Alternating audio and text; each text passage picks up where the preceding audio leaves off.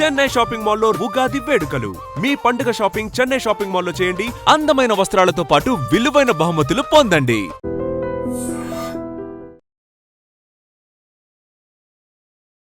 హోలీ పండుగ శుభాకాంక్షలు రమ్మగారు. మీకు కూడా హోలీ పండుగ శుభాకాంక్షలు జయ. రమ్మగారు, హోలీకి సంబంధించి కథనాలు కూడా ఉన్నాయి. తర్వాత హోలిక దహనం కూడా చేస్తారు. వీటితో పాటుగా పూర్వకాలంలో సహజ రంగులు మాత్రమే వాడేవారు.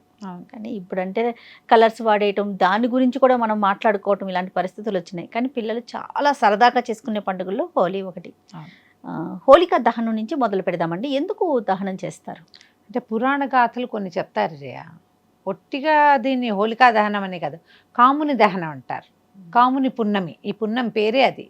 మనం ఇప్పుడు హోలీ పండుగ చేసుకుని హోలీ పౌర్ణమి అంటున్నాం, కానీ కాముని పున్నమిగానే చెప్తారు. ఇప్పుడు దీని తర్వాత రాబోయేది వసంతకాలం కదా, దాని ముందు ఇది. ఇప్పటికీ చలి తగ్గిపోయింది. చివరి రోజులకు వచ్చేసరికి పాల్గొన మాసం వచ్చేసరికి తగ్గిపోతుంది కదా. అవును, మాఘం సగపడి పడేసరికి పోయింది చలి. మెల్లిగా ఎండ పెరుగుతుంది, వాతావరణంలోకి కొత్త రంగులు వస్తాయి. తర్వాత కొన్ని రకాల పంటలు విత్తటానికి ఇప్పుడు మామూలుగా కార్తెలు చూసుకుంటాం కదా, ఈ కొన్ని మరి గోధుమ అవన్నీ కూడా పౌర్ణమి నాడు విత్తటము అదొక పద్ధతిగా ఉంటుంది. దానికి ఇది ఆరంభమైన రోజు.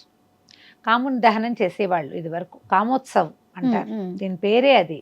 తర్వాత ఈ హోలికా దహనం చేయటం కూడా కొన్ని ప్రాంతాచారాలుగా కనపడుతుంది. కాముని దహనం అంటే ఈ కాముడు ఎప్పుడు దహనం చేయబడ్డాడు? మన్మధుడు శివపార్వతుల వివాహానికి ముందు, సతీదేవి నిధనం తర్వాత పరమేశ్వరుడు విరాగిగా హిమాలయాల్లో తపస్సు చేసుకుంటుంటే పార్వతీదేవి ఆయనకి మళ్ళీ పుట్టి, సతీదేవి పర్వతానికి పుత్రికగా పుట్టి కొంచెం ఎదిగిన తర్వాత తండ్రి చేత నియోగించబడి పరమేశ్వరుడికి పరిచర్యలు చేస్తున్నప్పుడు వీళ్ళిద్దరికీ వివాహం కావాలని, వారికి కలిగే సంతానంతో తారకాసుర సంహారం జరుగుతుందని దేవతలందరూ మన్మధుడిని ప్రేరేపించారు. శివుడికి కొంచెం మనసుని కదుపు, ఆయన వైరాగ్యంలోంచి సంసారికమైన భావంలోకి రావాలి అని మన్మధుడు బాణం వేశాడు. మన్మథ బాణాలంటే ఎవరికైనా కోరికనంటే, ఇది మన్మధుడు శారీరకమైన కోరిక పుట్టించడము అని కాదు, మనసులో ఒక కదలికని పుట్టిస్తాడు. అది మనకి వస్తుభ్రాంతిని కూడా కలగజేస్తుంది. అంతే కదా, వస్తువులు కావాలి, బట్టలు కావాలి, నగలు కావాలి, బంగారం కావాలి, అన్ని చోట్ల మన్మధుడు వర్కౌట్ అవుతాడు. పరమేశ్వరుడి మీద వేశాడు. ఆ ఎప్పుడైతే పువ్వుల బాణం తగిలిందో ఆయనకి ఒళ్ళు కొంచెం జలధరించి స్పృహ వచ్చి, ఈ ఎదురుగుడ్డ ఉన్న స్త్రీ ఆ పార్వతీదేవిని చూసి కూడా ఇలాంటి కదలిక నాలో ఎలా వచ్చింది అని దానికి కారణమైన వాడి వైపు కోపంగా చూశాడు. ఆయన చూస్తే మూడో కన్ను తృతీయ నేత్రం తెరుచుకుని పరమేశ్వరుడిది, మన్మధుడు దగ్ధమైపోయాడు. ఈ మన్మధుడు దగ్ధమైపోవటం అంటే ఏమిటి? ఒక మనిషి యొక్క అహంకారం పోవటం, దుర్గుణం పోవటం, మన లోపల ఉండే చాలా రకాల చెడులని పోగొట్టుకోవటం. ఇప్పుడు మన్మధుడు దేవతల కోసం చేశాడు, భూభారం తగ్గించడం చేశాడు, అవన్నీ పాయింట్లే, కానీ ఒక చెయ్యకూడని పని అంతేగా కదా. ఇప్పుడు ఆ విషయంలో అది కరెక్టే అయినా కూడా మనుషులు మనం అట్లా ప్రవర్తిస్తాం. ఇది చేయొచ్చా చేయకూడా ఉండదు అని ఆలోచించాం. ఒక డెస్పరేట్ అయిపోయి ఆ క్షణానికి ఏదో ఒకటి చేసేస్తూ ఉంటారు. దానికి కారణం ఏమవుతుంది? సాధారణంగా లోపల ఉండే అరిషడ్ వర్గం కారణం అవుతుంది. వాటిని పోగొట్టుకోమని చెప్పడానికి కాముడు దహనం చేస్తారు. ఇదొక గాథ అయితే. రెండోది హోలికా దహనం ఎందుకని చేస్తారు? పండగ రోజున చెయ్యరు, ముందు రోజు రాత్రి చేస్తారు. హోలికా దహనం చేశాక రంగులు చల్లుకుంటారు. ఓకే.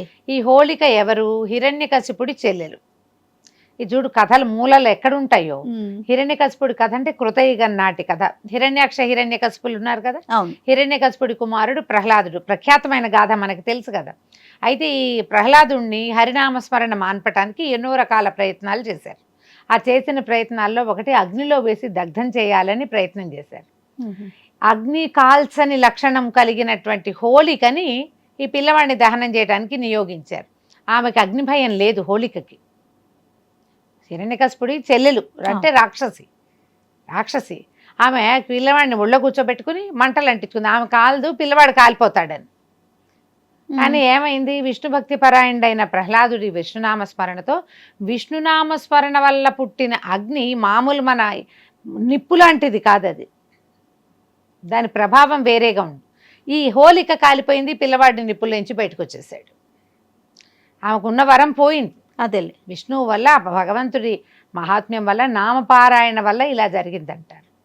ఇప్పుడు ఏమిటంటే చెడుకి మీద మంచి యొక్క విజయంగా, ఈ భక్తి లేని వాళ్ళు నాస్తికవాదం మీద భక్తి యొక్క విజయంగా చెప్తారు దీన్ని. మనం భగవంతుణ్ణి నమ్మాలి, దానికోసం హోళికా దహనం చేస్తాం. ఈ రోజు జరిగిందని ఆ హోళికను దహనం చేసిన తర్వాత ప్రహ్లాదుడు సశరీరంగా సజీవంగా మంటల్లోంచి బయటకు వచ్చాడు. తర్వాత భగవత్ సాక్షాత్కారం కూడా జరిగింది దీని తర్వాత కాలంలో కదా జరిగింది. అవును. అందుకని ఈ ప్రత్యేకంగా ఈ హోళికా దహనం ముందు రోజు చేసి మర్నాడు పొద్దున్నే ఈ రంగులు వేసుకోవటం, ఇది వసంతోత్సవంగా చేసేవాళ్ళు. మన వైపు మనం ఊళ్ళల్లో చేసుకోవటం మన చిన్నప్పుడు అవంతా మనకు తెలీదు, కానీ పూర్వం సంస్కృత నాటకాల్లో వాటిలలో కనపడుతుంది వసంతోత్సవం చేశారని.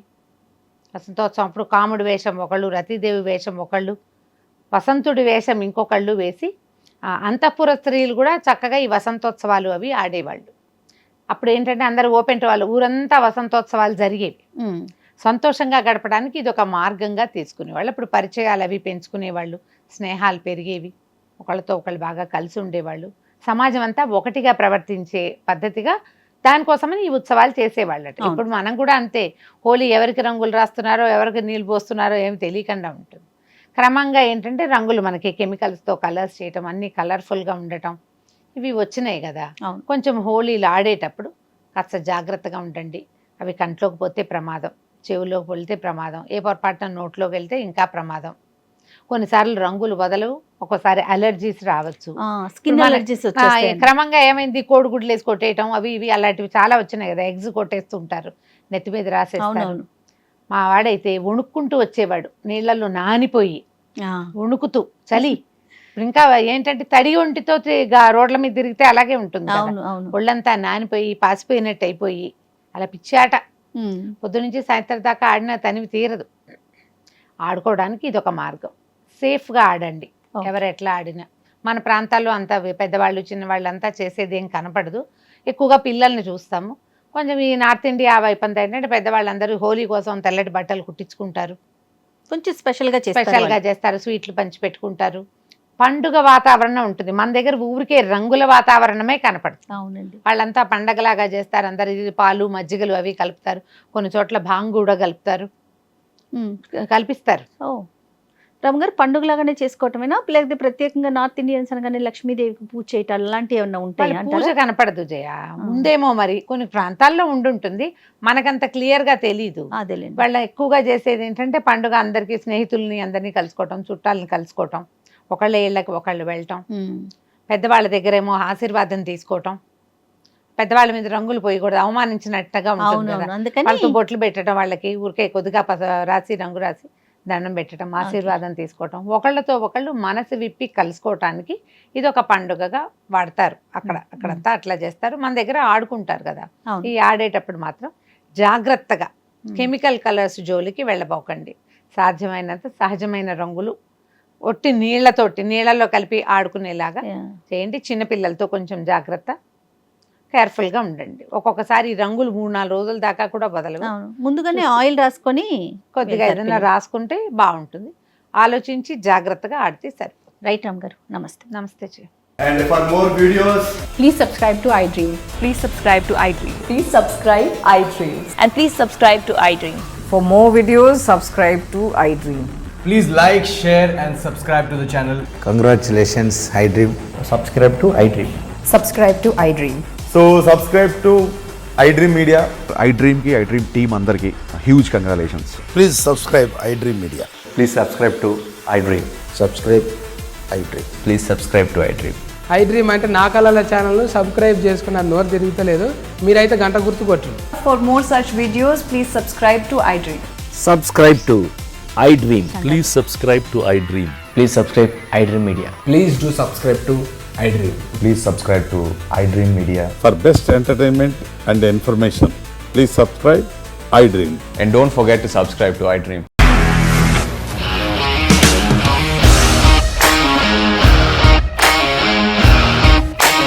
ఇండస్ట్రీలో కమిట్మెంట్ ఇష్యూస్ వస్తే నీకు కూడా వచ్చినట్టు మార్నింగ్ తీసుకెళ్ళాలంటే కొట్టి పడేస్తారు.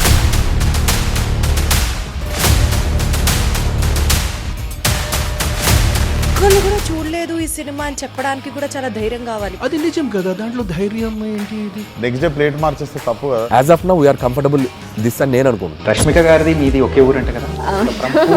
నీకు కోపం వచ్చిందంటే బాగా తిట్టేత్తరా? తిట్టేద్దామండి. నిజంగా గేమ్ ని ఎలా చేంజ్ చేయగలిగారు? ఏపీఎస్ఎఫ్సి వాళ్ళకి 6 నెలల్లో నేను 6 లక్షలు కట్టా. బిజినెస్ చేయాలనుకుంటే it is as difficult as riding a tiger.